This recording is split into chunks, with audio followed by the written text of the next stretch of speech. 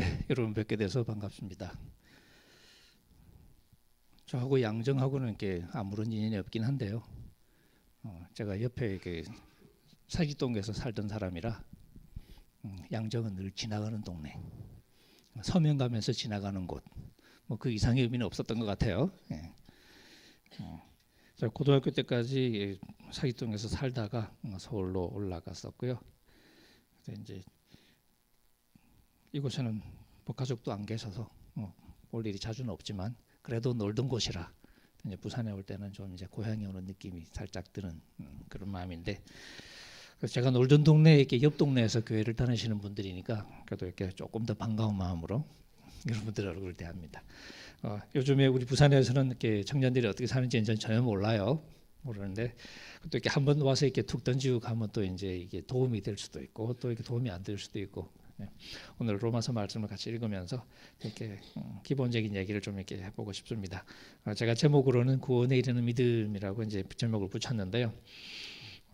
여러분 중에는 어릴 때부터 교회를 다니신 분도 계실 테고 또 이제 아닌 분도 계실 테고요. 그래서 우리가 사실 많은 분들은 아마 평생 예수 믿는 사람으로 살아갈 가능성이 꽤 많은데 우리가 평생 예수를 믿을 거니까 사실 예수를 이렇게 잘 믿으면 좋겠죠.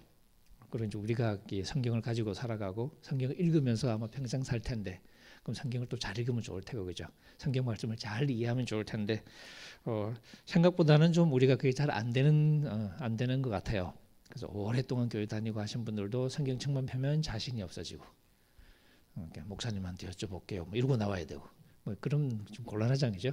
그래서 제가 여러분에게 좀 약간 뭐 잔소리 같은 잔소리를 한다면, 어차피 여러분이 평생 예수 믿고 살 거면, 그리고 평생 성경 읽고 살 거면 젊은 시절에 성경 말씀을 좀 이렇게 잘 읽는 법을 좀 훈련하면 좋지 않을까. 그게 평생의 재산이 되지 않을까. 그리고 이제 우리가 믿음 얘기를 합니다만은 사실 우리가 듣는 이야기들의 많은 부분은 어깨너머로 들을 때가 많죠.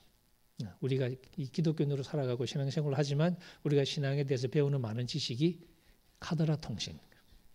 정말 내가 말씀을 읽고 따지면서 생각하고 깨닫고 그렇게 해서 내가 그걸 내 것으로 만든 게 아니라 들은 거죠. 그러니까 저한테 이렇게 들을 수도 있겠고 목사님한테 들을 수도 있겠고 어쨌든 들어서 그냥 그렇구나 하고 그냥 받아들인, 그게 맞을 수도 있지만 뭐 여러분들 이렇게 뭐 경험을 많이 하겠지만 카더라 통신은 맞는 만큼 틀릴 때가 많잖아요, 그죠?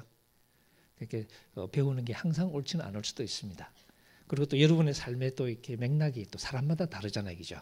그러니까 여러분이 읽으면서 여러분이 직접 깨닫는 게 아니면 사실은 조금 이렇게 여러분에게 와닿지 않는 경우가 많죠.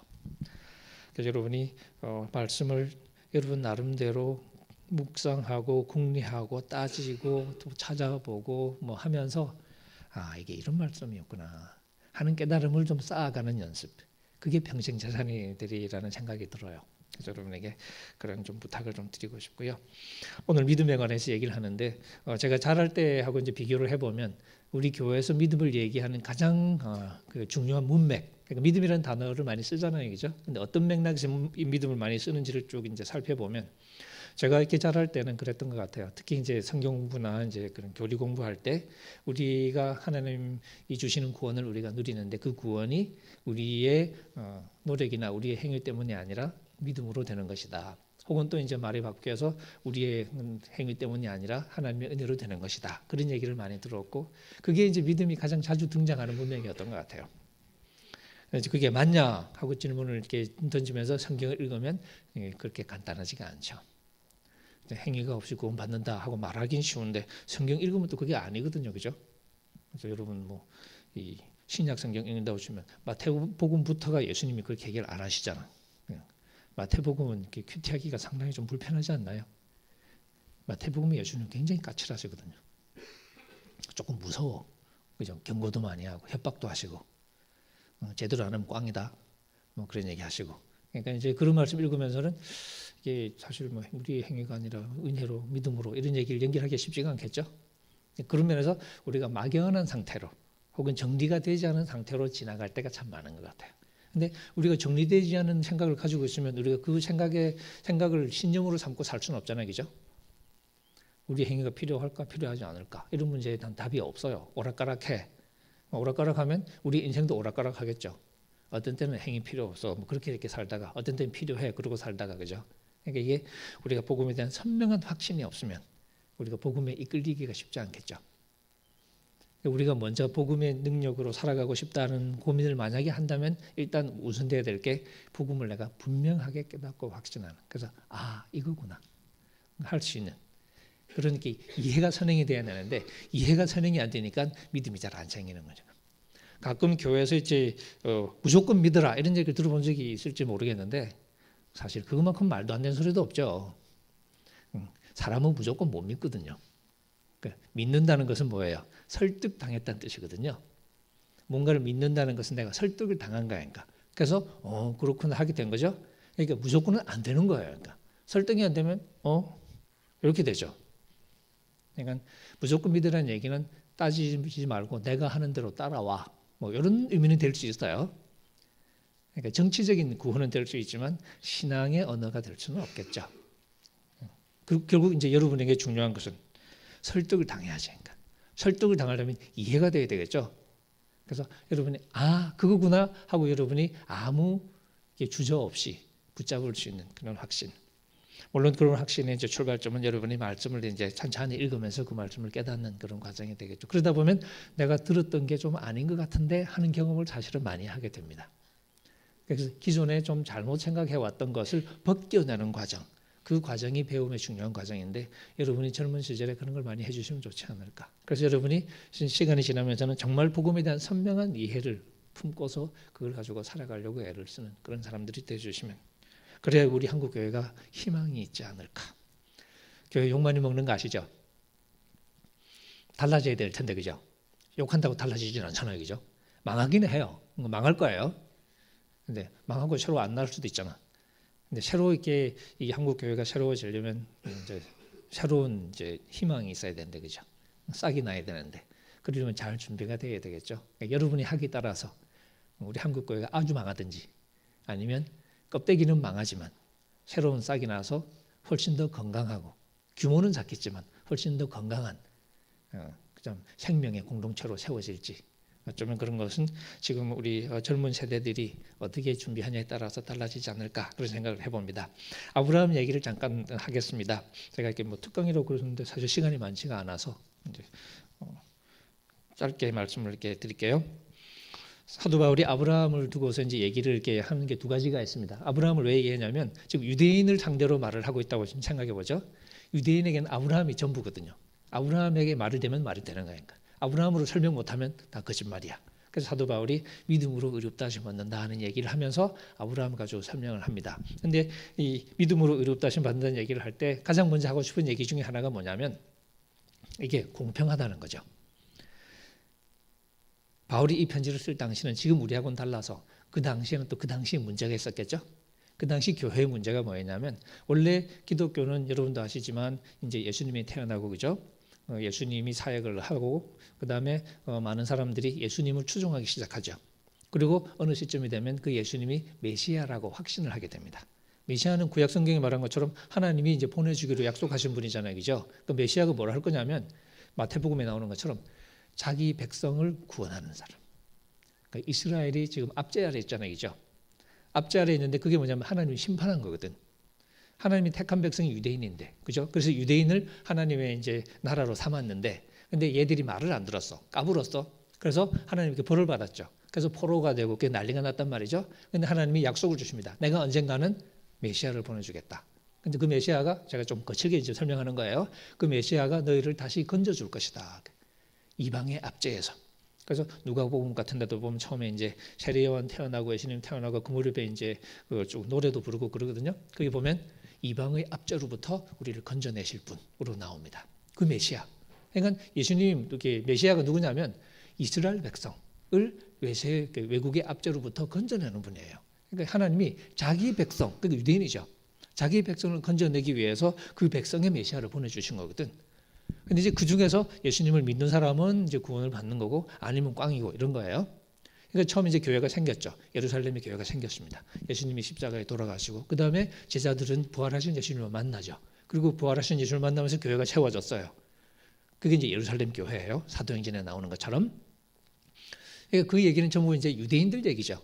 유대인들이 하나님이 우리의 메시아를 보내주셨다. 그리고 이제 유대인끼리 예수를 믿는 건데, 물론 유대인 중에도 이제 그룹이 좀 다르죠. 언어권이 달라요. 어떤 사람은 본토 유대인이야, 토박 유대인이야. 그래서 유대인 말을 하겠죠.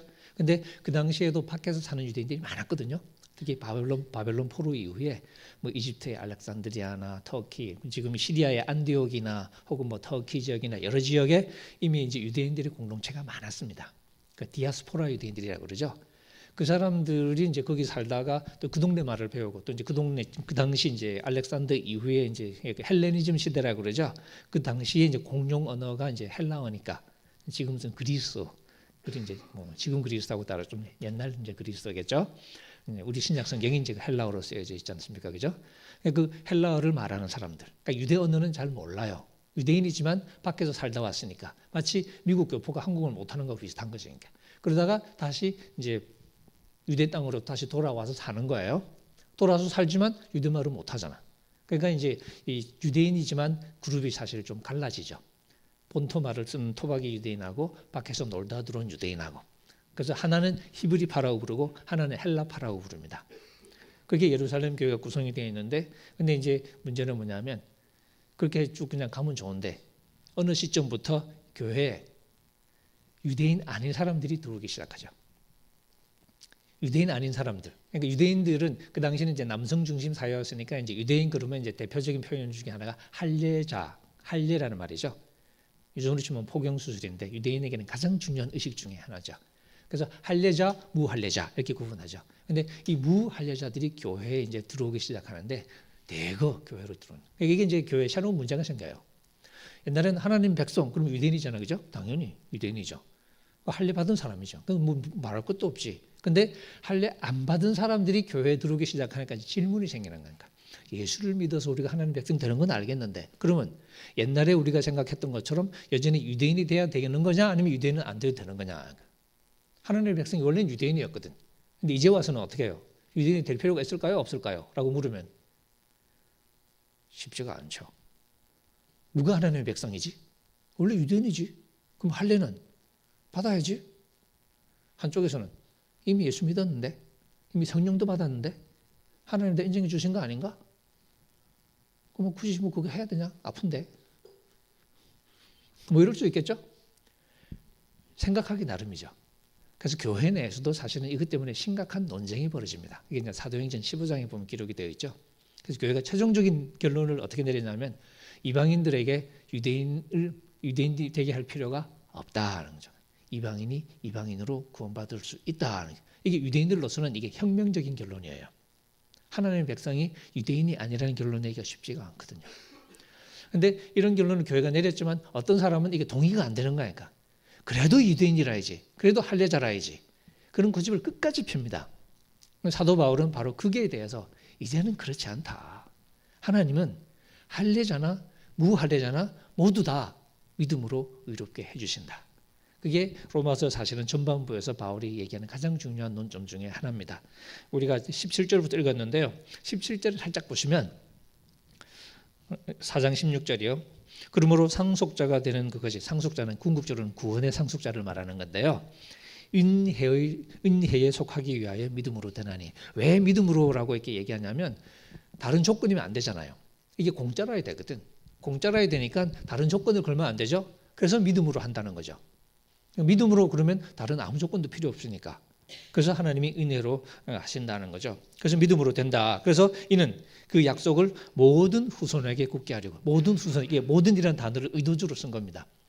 모든이 뭐냐면 율법에 속한 자, 이게 유대인이에요.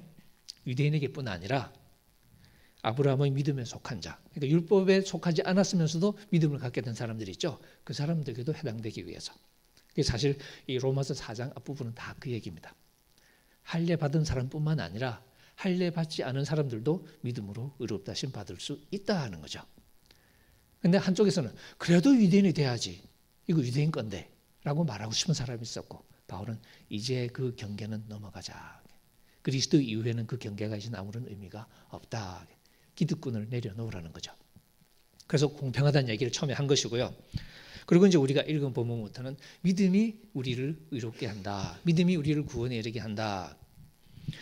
바울이 이 믿음에 관해서 하는 가장 중요한 이야기는 읽으시면 쭉 사실 뭐 이미 알고 있는 내용이기도 하고요. 읽으시면 알 수 있는 내용이죠.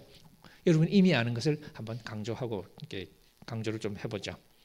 믿음이 무엇이냐? 믿음이 왜 우리를 구원에 이르게 하냐라고 말했을 때 사도 바울은 이 본문에서는 한 가지를 이야기합니다. 하나님이 약속을 주셨죠. 내가 너를 많은 민족의 조상으로 세우겠다. 그런데 하나님이 이 약속을 주실 때에는 사실 인간적으로는 그 약속을 쉽게 받아들일 수 있는 상황이 아니죠. 아브라함이 거의 100살이 다 됐고요. 사라가 거의 90이 다 됐습니다. 그러니까 자식에 대한 기대를 접은 지 오래됐죠. 그런 상황에서 하나님이 나타나서 아브라함에게 너의 자손을 네가 많은 사람의 많은 민족의 조상이 되게 하겠다라고 이야기를 하시는 거죠. 그래서 17절에 보면 아브라함의 믿음을 한마디로 어떻게 요약하냐면 하나님을 믿었잖아요. 그죠? 그가 믿은 바 하나님은 그러면서 어떻게 설명하냐면 죽은 자를 살리시며 라는 표현을 씁니다. 이게 이제 우리가 조금 눈여겨봐야 될 대목이 되겠습니다. 아브라함이 믿은 하나님은 어떤 분이냐면 죽은 자를 살리시는 하나님이시다 하는 거죠. 그리고 존재하지 않는 것을 존재하는 것으로 부르시는 분. 마치 창세기 처음에 보는 것처럼 아무것도 없어요. 근데 하나님이 빛이 있어라 하고 말씀하시죠. 부르는 거예요. 야, 빛. 그러니까 마치 뒤에 숨어 있다가 나오는 것처럼 빛이 생겨납니다. 존재하지 않는 것들의 이름을 불러서 생겨나게 하시는 하나님. 그리고 특별히 존재하지 않는 생명을 창조하시는 하나님. 우리 인간들은 아담처럼 하나님의 생명을 받아서 존재하는 사람들이죠. 그게 우리가 이제 소위 피조물이다, 창조물이다 그렇게 부르죠. 근데 하나님은 존재할 수 있도록 생명을 부여하시는 분. 그래서 우리가 창조주라고 부릅니다. 아브라함이 그 하나님을 믿었다는 거죠. 어떻게 믿냐면 자기 인생의 그 하나님으로 믿었다는 거죠. 무슨 얘기냐면 자기가 좀 죽었잖아요. 거죠. 바로 그 다음에 이제 설명을 합니다. 18절에 보시면 아브라함이 바랄 수 없는 중에 바라고 믿었다는 거죠. 이미 희망을 갖기에는 나이가 너무 많이 들었죠. 바랄 수 없어요. 근데 그런 상황에서 희망을 가졌다는 거예요. 이 구절을 이렇게 옛날 성경 번역 같은 데 보시면 영어로 이렇게 hope against hope 이런 아주 흥미로운 표현을 씁니다. 그런 상황에서 희망을 가질 수 없는 상황에서 희망을 가진 거죠. 이는 너희 후손이 이같으리라. 너희 후손이 이같으리라는 게 어떤 상황이냐? 여러분 구약을 아시면 알겠지만 구약에 이제 하나님이 이제 사실 옆집 아저씨처럼 잘 나오잖아요, 그죠? 구약 성경에 하나님은 그냥 옆집 아저씨처럼 나와요. 아브라함 천막에 하루는 하나님이 마시러 오신 거니까. 야, 아브라함아 놀러 가자. 산책하자. 그 밤에 산책하러 나갔어요. 하나님하고 아브라함이 이제 걷다가 이제 이 하나님도 연세가 꽤 되시고, 그죠? 아브라함도 나이가 많으니까 이제 피곤했겠죠. 그래서 이제 바위에 걸터 앉았습니다. 그 옛날에 소위 조명도 없던 그 시절이니까 밤에 위를 쳐다보면 하늘이 어땠겠어요? 온 하늘이 수많은 별들로 가득 차 있는 장면을 보겠죠. 얘기를 좀 꾸며보자면 하나님 그 보시면서 아브라함한테 야, 참 멋있다 그지? 아브라함이 또 핀잔족을 자기가 만들어 놓고 자기가 감탄하고 자뻑하지 마세요. 이렇게 주고받으면서 둘이 친하니까 친구 사이거든요.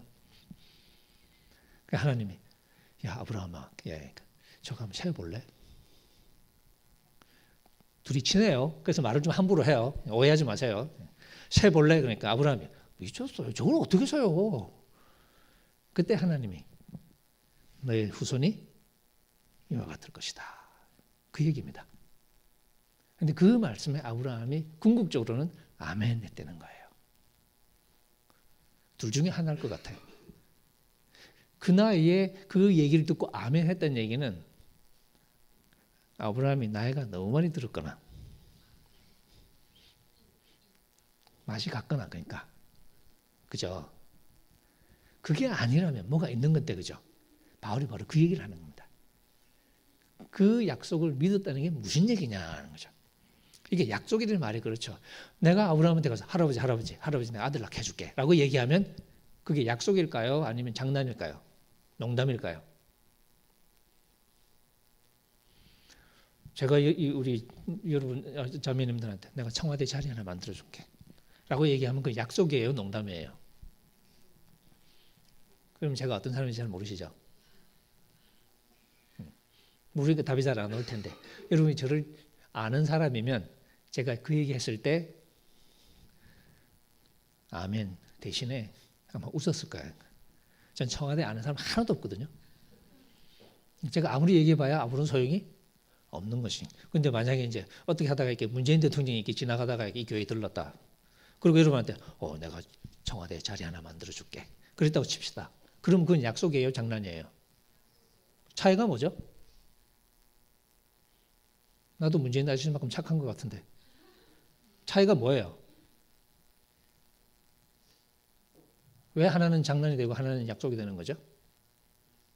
바울이 지금 그 얘기를 하고 싶은 거죠. 봅시다. 너의 후손이 이와 같으리라 라고 얘기했습니다. 근데 지금 아브라함이 100살이 다 됐고 사라가 90이 다 됐죠. 바로 그 얘기를 하는 겁니다. 19절에 보시면 그가 백세나 되어 자기 몸이 죽은 것 같고 사라의 태가 죽은 것 같음을 알고도 믿음이 약하여지지 아니하고. 조금 본문을 이제 원래 액면 그대로 번역하면 믿음이 약하여지지 않은 채로, 이게 종속문이에요.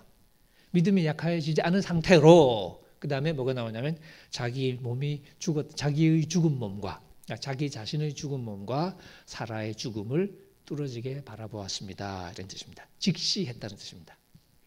죽음이라는 현실을 직시했다는 거죠.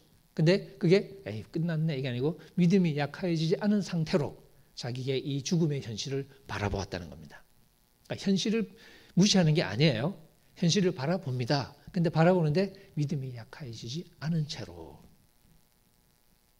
이게 자기 몸이 죽은 것 같고라고 되어 있고요. 사라의 태가 죽은 것 같음을 그랬는데 같고 같음을 그거는 좀 지워버리십시오. 본문에는 원문에는 없습니다. 번역하는 분들이 그렇게 집어넣은 것 같은데요. 그대로 번역하면 자기의 죽은 몸과 사라의 죽음을 알고도, 사라의 태라는 말도 사실은 바울이 안 썼어요. 자기 몸, 사라의 죽음을 알고도라고 표현했습니다. 바울은 죽음이라는 사실을 강조하고 싶었던 거죠. 적어도 이제 이 아들을 갖는다는 그 면에서 보면 이 아브라함은 이미 죽은 거죠. 사라도 이미 죽었죠. 바로 그 죽음의 상태를 바울이 강조하는 거예요. 그런 죽음의 상태에서 하나님이 아들을 줄게라고 얘기했단 말이죠. 아들을 주는 정도가 아니라 너의 후손이 하늘의 별처럼 많을 것이다. 바로 그 약속에 대해서 아브라함이 아멘 했다는 겁니다. 믿음이 없어서 하나님의 약속을 의심하지 않고 20절 오히려 믿음으로 견고하여져서 혹은 믿음에 견고하여져서 하나님께 영광을 돌렸습니다. 하나님께 영광을 돌린다는 것은 당신이야말로 창조주이십니다. 당신이야말로 생명을 창조하는 분이십니다 하는 걸 인정하고 경배했다는, 그게 하나님께 영광을 돌렸다는 뜻이죠. 그래서 21절 약속하신 그것을 또한 능히 이루실 줄을 굳게 확신했다고 얘기합니다. 그리고 하나님은 바로 그 믿음을 22절 바로 그 믿음이 아브라함에게 의로 여겨졌습니다. 바울이 이 아브라함 믿으면서 결국 아브라함의 죽은 몸과 사라의 죽은 태를 살려내실 수 있는 하나님을 믿었던 그 아브라함의 신앙, 그러니까 생명을 창조하는 하나님에 대한 신앙을 읽어내죠. 그리고는 이야기를 이어갑니다. 그에게 의로 여겨졌다고 기록된 건 아브라함은 좋으라고 기록한 건 아니겠죠. 아브라함은 좋지만 물론 기록한 건 우리 때문인 거죠. 앞으로 의롭다 하심 받아야 할 우리를 위해서 기록이 된 거겠죠. 그런데 우리는 누굴까요? 그게 바로 24절 의로 여기심 받을 우리도 위함이니 곧 하고 그 다음에 우리가 누구인지가 나옵니다. 우리는 누굽니까? 한번 읽어볼까요? 곧 그 다음에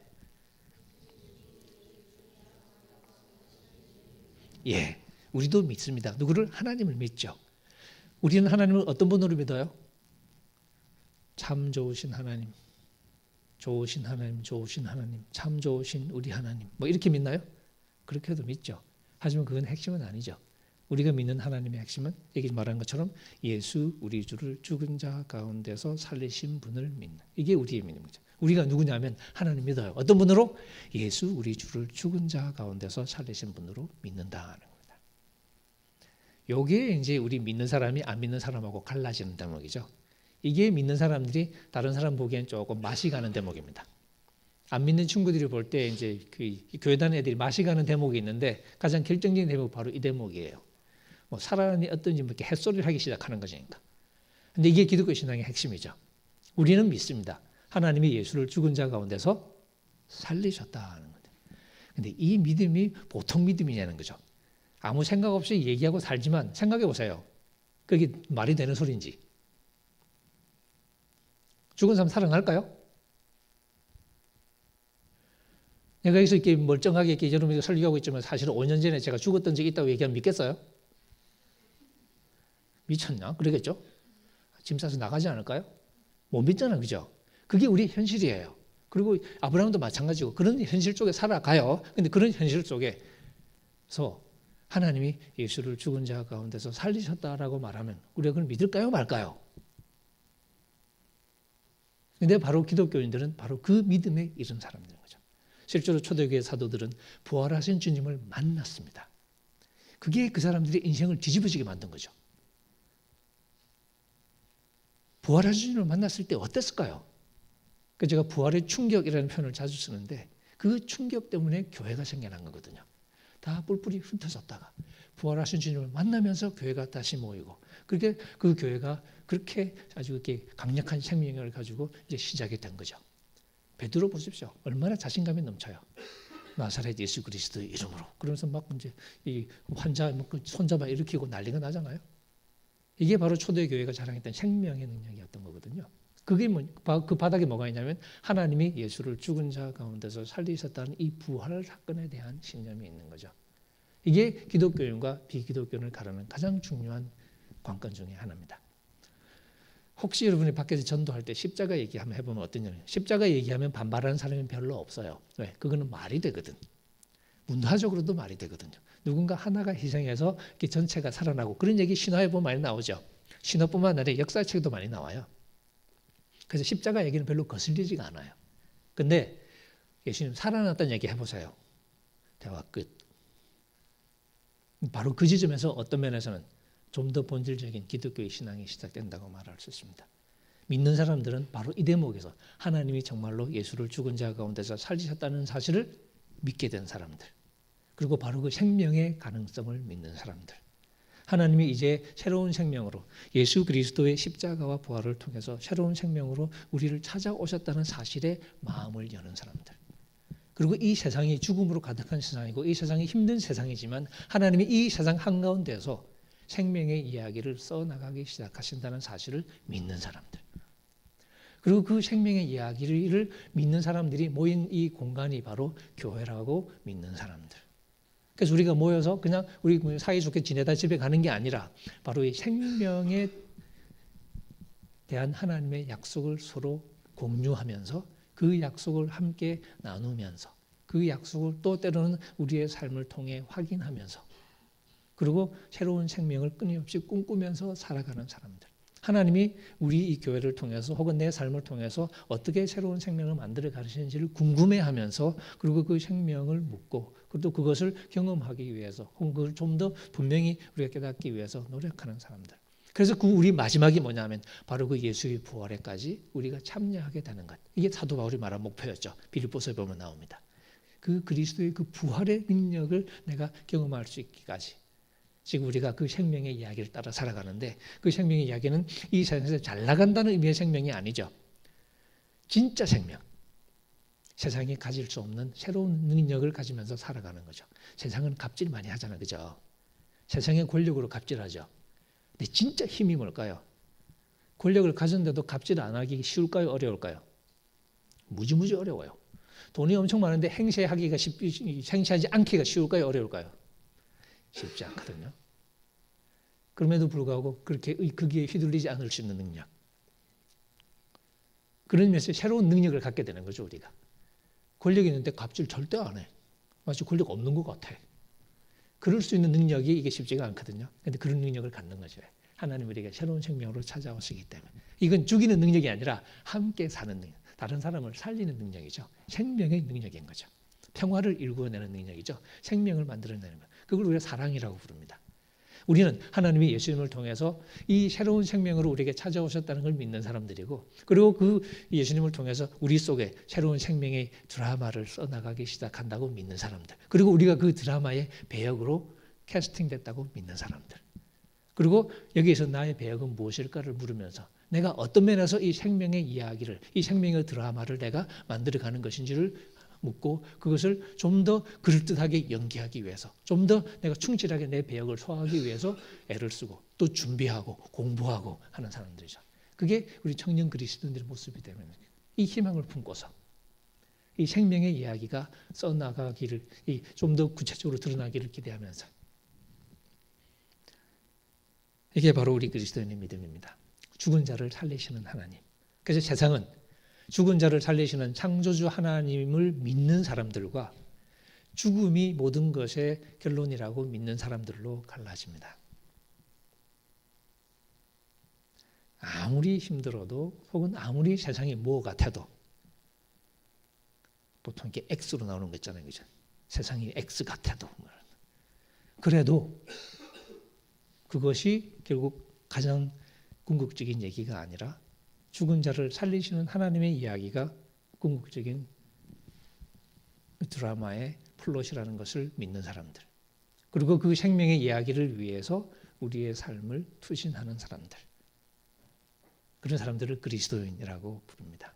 사도 바울은 아브라함의 이야기 속에서 바로 이 창조주 하나님, 죽은 자를 살리시는 하나님께 대한 믿음을 읽었고, 그리고 바울은 이 이야기를 통해서 우리에게 동일한 믿음을 갖도록 우리를 도전합니다. 우리 청년들이 죽음이 뒤덮은 것처럼 보이는 이 세상 속에서 이 믿음을 가지고 살아가는 사람들로 훈련받고, 그래서 좀 더 튼튼한 믿음을 가지고서 이 한국교회의 미래가 좀 되어주시면, 그게 저 같은 사람이 바라는 거겠죠. 그래서 우리 양정중앙교회가 어떤 교회인지는 잘은 몰라요. 근데 아까 목사님 뵈니까 목사님 참 좋으시던데, 좀 잠시 보니까 좋은데 여러분은 모르죠. 겪어보세요. 좋은지 뭐 그럴지는 모르지만 어쨌든 그리고 담당 목사님도 이렇게 참 좋아 보이시고, 그죠?